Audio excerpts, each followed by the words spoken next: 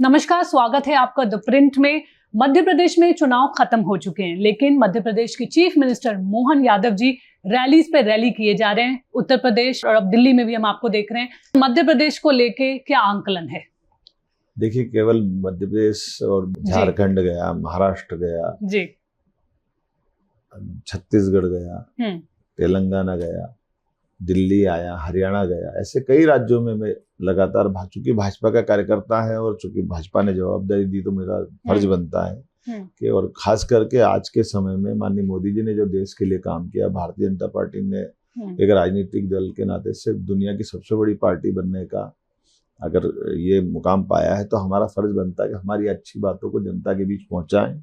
और चुनाव वो समय रहता है जब लोकतंत्र में ये जनता बहुत सहजता से सुनती है, देखती है और ये हम जैसे लोगों को जो पार्टी ने जवाबदारी दी उस पर विश्वास करती है। जी, तो आपका क्या आंकलन है मध्य प्रदेश को लेके और ओवरऑल? मैं इनाल जो देख रहा हूँ, मैं बड़ा आश्चर्यचकित भी हूँ और मुझे आनंद भी आ रहा है कि लगातार कोई इतने बड़े विविधता वाले देश के अंदर, दुनिया के सबसे बड़े लोकतंत्र में मोदी जी ने ये जो कमाल किया है कि सत्ता में रह करके लगातार 2 बार एक के बाद एक और जनता के दिलों के अंदर कितने उतरते जा रहे हैं। ये भाग्य, सौभाग्य भारत का है, भारत के मतदाताओं का है, जिनने अपने जीवन में खुद के लिए कुछ नहीं, मोदी जी के लिए 50-60 साल पहले वो तो पूरा शरीर उनने देश के लिए दिया है, जिनका स्वयं का मकान नहीं, स्वयं की जायदाद नहीं, स्वयं का बैंक बैलेंस नहीं, स्वयं के परिवार से कोई नहीं, लेकिन पूरे देश के लिए जी रहे हैं। और देश के लिए जीते हुए उन्होंने जनता के अंदर अपनी पेठ बनाई है कि जनता उनको ये वरदान मानती है कि उनका देश में रहना और देश की सरकार चलाना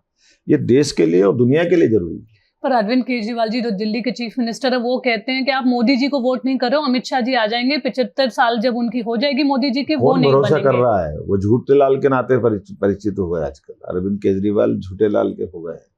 आप बताइए कोई कितना झूठ बोल सकता है? ये झूठ का पहाड़ हमने एवरेस्ट से ही बड़ा कहीं देखा तो दिल्ली में देखा। पहले दिन से कहा कि मैं कोई राजनीतिक दल नहीं बनाऊंगा, राजनीतिक दल बनाया, चुनाव नहीं लड़ूंगा, चुनाव लड़ा।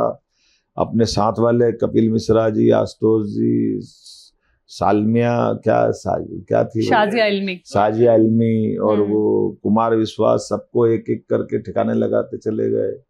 फिर विकास की बात करो, मेरी तरफ देखो, क्या विकास कर दिया। स्कूल बना दूंगा, कॉलेज बना दूंगा, हॉस्पिटल बना दूंगा, मेडिकल कॉलेज बना दूंगा। एक मेडिकल कॉलेज नहीं मिल रहा दिल्ली में। वो वाईफाई कर देंगे, पूरा दिल्ली फ्री कर देंगे। मैं अब्दुल गुमरा किधर कौन सा वाईफाई कर दिया।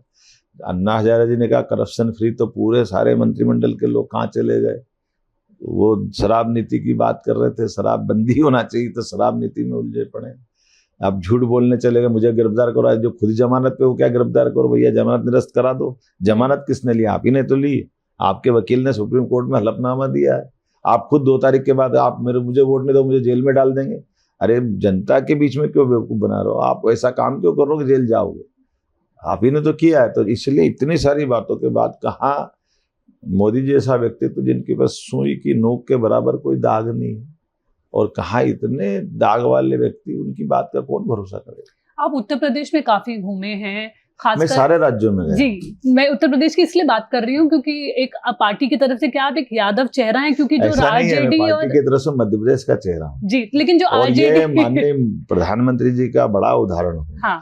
उनने कहा कि सबका साथ सबका विकास, मैं उसका उदाहरण हूँ कि उनने मेरे परिवार में कोई सांसद नहीं, विधायक नहीं, मंत्री नहीं, कोई मुख्यमंत्री नहीं, और एक सामान्य व्यक्ति को, यदुवंशी व्यक्ति को मौका दिया। ये केवल एकमात्र पार्टी कर सकती है, वो भारतीय जनता पार्टी। और ये कहती नहीं है सबका साथ सबका विकास, करके दिखाती है। मुझे गर्व है कि मुझे ये मौका मिला है। अब जो नहीं कर रहे हैं उनके अंदर वो झांक के देखे। पर क्या एमवाई जो समीकरण है उसको आप लोग किस तरह काउंटर कर पाएंगे? एमवाई समीकरण तो मेरे साथ है, मोहन यादव समीकरण। जी, जैसे कि मतलब अखिलेश यादव जी और मेरे को नहीं मालूम और कौन सा समीकरण उनको किस तरह से एंड करेंगे? मैं किसी को नहीं देखता हूँ, मैं मोदी जी को देखता हूँ, जनता को देखता हूँ, और माननीय मुलायम सिंह जी की बात को याद रखता हूँ, जिनने मोदी जी की सरकार बनना, देश के लिए गौरव की बात बताई थी और शुभकामना दी थी। आप काफी जब उत्तर प्रदेश में जा रहे हैं तो मथुरा की बात कर रहे हैं। अभी तक राम मंदिर की बात होती थी, अब मथुरा की भी बात होने लगी। क्यों नहीं? मथुरा की बात क्यों नहीं होना चाहिए? मेरे को आप बताओ ना, मथुरा वालों ने क्या बिगाड़ा है? जो मथुरा के आधार पर देश प्रदेश में राजनीति करते हैं, वो मथुरा में क्यों आनंद से भगवान नहीं मुस्कुराना चाहिए, क्यों बात नहीं करते? हम तो डंके की चोट कहते हैं ना कि द्वारका में अगर माननीय मोदी जी ने पुल बनवाया भेंट द्वारका जाने के लिए, तो और वो डूबी द्वारका के दर्शन करने गए, इनकी हिम्मत क्यों नहीं पड़ी, ये क्यों दर्शन करने नहीं जा रहे हैं? ये गीता जी से क्यों प्रेम नहीं बताते? इनके जो भगवान कृष्ण के नाम पर बात करते हैं वो अपने आप को जोड़ते हैं, लेकिन वो अभी पब्लिकली अपना वोट बैंक का जो दूसरा एंगल रखते हैं, उनके लिए सबक है। मैं तो इस बात का आनंद में हूँ कि भगवान राम मुस्कुरा रहे हैं, बाबा महाकाल आनंद में डूबे हैं, बाबा विश्वनाथ जगमग कर रहे हैं, 4 धाम हमारे आनंद से हो गए, तब भगवान कृष्ण ने क्या बिगाड़ा है? उनका धाम भी मुस्कुराना चाहिए। तो क्या वो नेक्स्ट एजेंडा है? क्यों? मैं तो ये कह रहा हूँ कि हर धाम, क्योंकि हमारे अपने आराध्य इस सनातन संस्कृति के जितने देवता हैं जी, मेरी सबके प्रति आस्था है, और हमारी इस गौरवशाली परंपरा पे क्यों गर्व नहीं करना चाहिए जी? इसकी बात करें तो गलत क्या है? और भगवान कृष्ण, भगवान राम, ये 33 करोड़ देवी देवता है, सबके लिए अब नमन करना चाहिए। इतना बड़ा समुदाय सबको मानता है, और हम अपने विकास के एजेंडे को भी लागू रखते हैं, लेकिन पर्टिकुलर किसी व्यक्ति विशेष के कारण, किसी जाति विशेष, किसी धर्म विशेष के कारण दूसरे से नफरत करें, ये तो ऐसा हमारा धर्म नहीं है। पर ऑपोजिशन काफी क्रिटिसाइज करते हैं कि जो प्राइम मिनिस्टर की एंटी मुस्लिम रेटरिक के बारे में उन्होंने बात की। किसने कहा एंटी मुस्लिम है? आप बताइए ना, सबसे ज्यादा आप बताइए 3 तलाक के मामले में माननीय मोदी जी ने क्या एंगल रखा है? जिस 3 तलाक को लेकर के कई मुस्लिम देशों ने 3 तलाक खत्म किया है, लेकिन वोट बैंक के आधार पर ये जितने बोलने वाले लोग, ये बहनों के जीवन क्यों नर्क बना रहे थे? मोदी जी ने तो उनके लिए भी काम किया। आज धारा 370 हटा करके पूरा कश्मीर की आबादी कितनी लोगों की आप भी जानते हैं कि कौन धर्म के लोग ज्यादा है, लेकिन आज कश्मीर में अमन चैन अगर है, कश्मीर विकास के मामले में आदर्श बना है, तो अब तो पीओके वाले कह रहे कि हमको तो भारत में मिलना है। तो ये मौका किसने दिया है? माननीय मोदी जी ने दिया। देश भर से आतंकवादी घटना खत्म हुई, ये किसके कारण हुई? मोदी जी के कारण हुई। मोदी जी कितनी योजनाओं का लाभ सबसे ज्यादा मुस्लिम समाज लेता है, तो गलत क्या है? मुस्लिम समाज को देश के साथ जुड़ के खड़ा करने का मौका मोदी जी देते हैं। हम तो उस पार्टी के लोग हैं जिनने सबसे पहले एपीजे अब्दुल कलाम को राष्ट्रपति बनाया। कांग्रेस ने तो उनका भी विरोध किया, दूसरी बार मौका नहीं दिया उनको जी, इतनी योग्यता के बावजूद। तो कांग्रेस हमेशा अपने वोट बैंक के आधार पर हिंदू मुस्लिम करती है। कांग्रेस ने ही तो देश का बंटवारा कराया।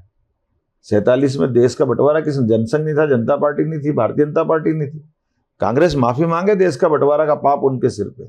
कांग्रेस के रहते रहते ही कांग्रेस ने वो सारे मुद्दे रखे जो भविष्य में हिंदू मुस्लिम के कारण बने।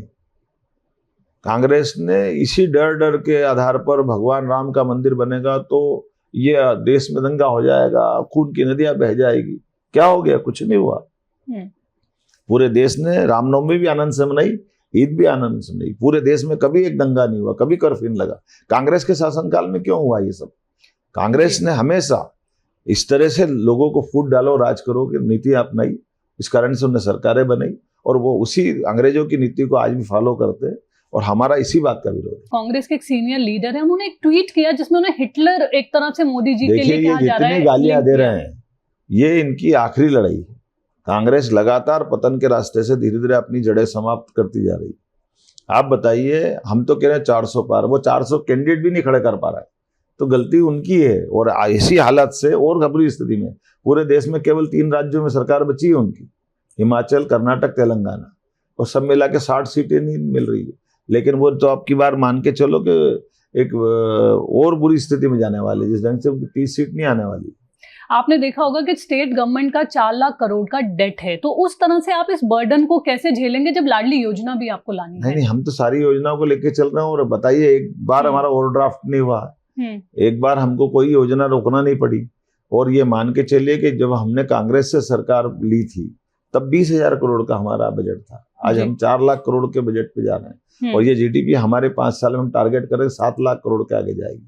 तो हमने हमारी सभी योजनाओं को चलाने के लिए, अकाउंट की बैलेंस करने के लिए, हमारी हेल्थ खास करके आर्थिक मामले में बहुत अच्छी है, और वित्तीय तरलता के आधार पर हम सारे काम भी कर रहे हैं और सरकार भी चला रही है। यूनिफॉर्म सिविल कोड खासकर हमने देखा है भाजपा शासित जो स्टेट्स हैं वो लाए हैं। मध्य प्रदेश का इसमें क्या रुख होगा? हमारा केंद्र के साथ रुख है। भारतीय जनता पार्टी की घोषित नीति है कि हम कॉमन सिविल कोड की बात करते हैं, तो निश्चित रूप से जैसे केंद्र हमको राजी करेगा या हमसे तालमेल करेगा, हम उसको लागू करेंगे। इसमें कोई दूसरी बात नहीं, कोई डरने की बात नहीं। एग्रीकल्चर में काफी आगे है मध्य प्रदेश, लेकिन इंडस्ट्रियल जो एक तरह से इन्वेस्टमेंट होती है उसमें पीछे रह जाता है। इंडस्ट्री में भी हम आगे जा रहे हैं, लेकिन अब एग्रीकल्चर इंडस्ट्री ग्रोथ में भी हम आगे जाने वाले हैं। उसमें लगातार हमने नया एजेंडा लिया है। और रिजर्वेशन को लेके जो इंडिया अलायंस कह रही है कि आप 400 पार इसलिए चाहते हैं क्योंकि आप रिजर्वेशन और कॉन्स्टिट्यूशन को चेंज करना चाहते हैं। 100 से ज्यादा संशोधन संविधान में कांग्रेस ने किए। नेहरू जी से लगा करके इंदिरा गांधी बाद राजीव गांधी के पीछे से सोनिया जी ने सरकार चलाई, सबने 100 से ज्यादा संशोधन किए। उसी संविधान के आधार पर इन्होंने आपातकाल को, संविधान अलग पटा करके आपातकाल लगाया। हमारा तो कभी रिकॉर्ड नहीं रहा। ये संशोधन भी करना इनका काम है, संविधान की अपमान करना भी इनका काम है। और हमने तो 10 साल सरकार चलाई, हमने तो कभी संविधान का अपमान नहीं किया। हम तो संविधान का सम्मान करने वाले लोग हैं। इसलिए देश भर के अंदर कानून का राज है। इनने तो कानून की धता बता करके अपनी सरकारें चलाई। जो एक बुलडोजर पॉलिटिक्स पूरा आपके स्टेट में काफी उसमें हेडलाइन आई थी, आगे चल के हम क्या देखेंगे? क्या देखिए, जो गलत काम होगा, अवैध काम होगा, सरकार सख्ती के साथ निपटने में सक्षम है। सरकार इस मामले में कोई कोताही नहीं करेगी, लेकिन सरकार के आधार पर चलने में नीति, नियम, कानून, संविधान, इसका पालन बराबर करेंगे और समानता के आधार पर हम सबके। तो बुलडोजर यूज होगा या नहीं? क्यों नहीं होगा? अगर जरूरत होगी तो जरूर होगा, लेकिन अनावश्यक नहीं करने वाले। हमने देखा कि कांग्रेस के काफी सारे लोग बीजेपी में ज्वाइन किए। जब बीजेपी इतनी कॉन्फिडेंट है मतलब 400 पार करने के, तो इतने सारे लोगों को कांग्रेस से पार्टी में क्यों ला रही है? अरे, डूबता जहाज में कौन रहना चाहता? कांग्रेस में कांग्रेस के लोग नहीं रहना चाहते और अच्छे लोग राजनीति करना चाहते, देशभक्ति के साथ जुड़ना चाहते, तो हम दरवाजा बंद करेंगे क्या? ये तो कांग्रेस के लोग सोचे ना, उनके लोग को छोड़ रहा। आप अतीत का याद करो, 1984 में हमारे केवल 2 सांसद बचे थे। दोनों में से कोई ने पार्टी छोड़ने का सोचा है क्या? देश के अंदर 50 साल तक अपोजिशन लीडर, 5 प्रधानमंत्री माननीय अटल बिहारी वाजपेयी जी ने फेस किए। 5 बार वो विपक्ष के नेता रहे, लेकिन हमारे अटल बिहारी वाजपेयी से लगा करके पूरी पार्टी का ट्रैक रिकॉर्ड है। हमारे लोग तो कभी इस तरह की निराशा में नहीं डूबे। कांग्रेस क्यों निराशा के दौर में जा रही है? कांग्रेस के लिए विषय है, हमारे लिए विषय नहीं। जब ये डिसीजन लिया गया था कि शिवराज सिंह चौहान जी को रिप्लेस करके आपको सीएम बनाया जाएगा, तो क्या आपके लिए आश्चर्य एक तरह से था? आपको पता नहीं था? पुरानी बात हो गई, 5 महीने पुरानी बात हो गई। हमारे यहाँ ये आदत में जब शिवराज जी को बनाया था, तब पटवाजी से लेकर विक्रम वर्मा तक बहुत सीनियर लोग थे जी। हमारे यहाँ गंगा की निर्मल धारा की तरह ये पार्टियां विचार करती है, विचारों के आधार पर, और नेतृत्व परिवर्तन हमारे यहाँ बहुत सहजता के साथ होता है। तीसरी पीढ़ी आ गई हमारे साथ, तीसरी पीढ़ी। ये लास्ट प्रश्न, आपकी प्रायोरिटी मध्य प्रदेश के लिए? विकास, विकास, विकास, विकास के लिए। पर आगे आने वाले दिनों में क्या देखेंगे? विकास। धन्यवाद हमारे साथ बातचीत करने के लिए। This is Neelam Pandey reporting with Danish from new Delhi.